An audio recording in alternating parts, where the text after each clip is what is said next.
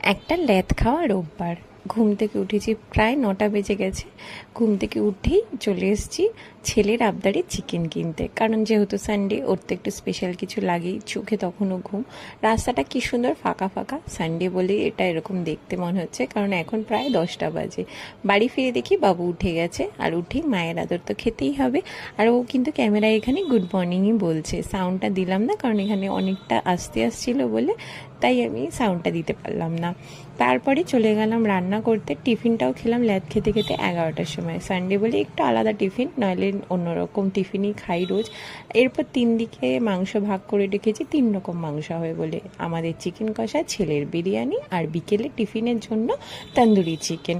যাই হোক, তারপরে রান্না বান্না করে খাওয়া দাওয়া করে বিকেলবেলা ঘুম থেকে উঠে তৈরি করে নিলাম একটু তন্দুরি চিকেন। ঠিক করেছিলাম এই রোববারটা কোথাও যাব না, বাড়িতেই থাকবো। সেই রকমই একটা ল্যাদ খাওয়া রোববার কাটালাম। আর তোমরা কিন্তু সাবস্ক্রাইব করে যেও, আর লাইকটা অবশ্যই করো। টাটা।